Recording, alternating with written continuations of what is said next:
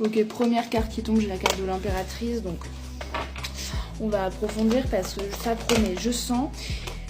J'ai demandé comme d'habitude un message pour le collectif, mais ouais, je sens que ça a l'air d'être assez croustillant.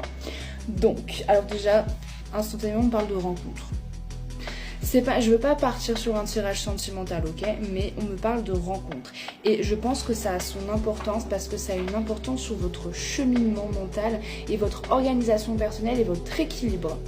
Pourquoi je dis ça? Parce qu'en fait, vous allez peut-être rencontrer quelqu'un et vous maîtrisez un peu cette rencontre. Dans le sens où vous vous laissez pas forcément totalement happer par les émotions, par la passion, 44 quand je dis ça. Donc il y a en fait, vous empêchez de vous faire consumer par la passion. Vous mettez aussi en application peut-être ce que vous avez pu apprendre d'anciennes relations, d'anciens schémas, d'anciennes ruptures, d'anciens flirts, que sais-je. Mais en fait, c'est-à-dire qu'on vous a appris des clés et ça y est, vous êtes en train de les mettre en œuvre. Ouais, vous êtes en train de vous réparer, clairement.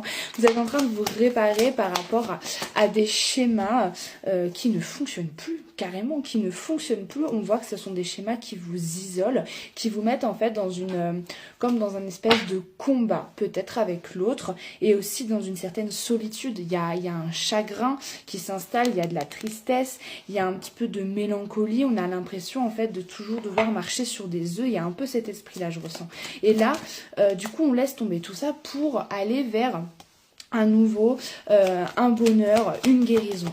Mais je vois que les choses ne sont pas forcément super simples. Ouais, vous avez l'impression de stagner en fait sur cette évolution entre guillemets, sur la réparation de cette blessure quoi.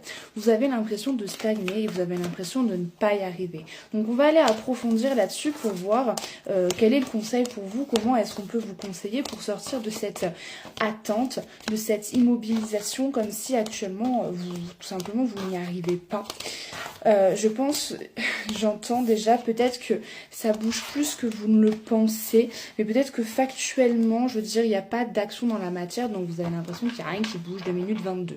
J'en profite pour vous dire que vous pouvez me retrouver en privé pour des consultations privées tout simplement. Alors,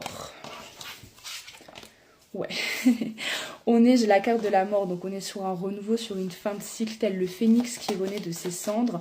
On laisse tomber quelque chose pour redémarrer quelque chose. Et j'ai l'impression que vous êtes actuellement à la jonction justement entre ce basculement entre l'ancien et le nouveau. Et donc ça fait que c'est comme c'est bête, mais vous savez ce point de chute, bah non vous savez pas, enfin j'espère que vous vous êtes jamais jeté dans le vide. Mais quand tu te jettes dans le vide, t'as toujours ce temps qui est microscopique,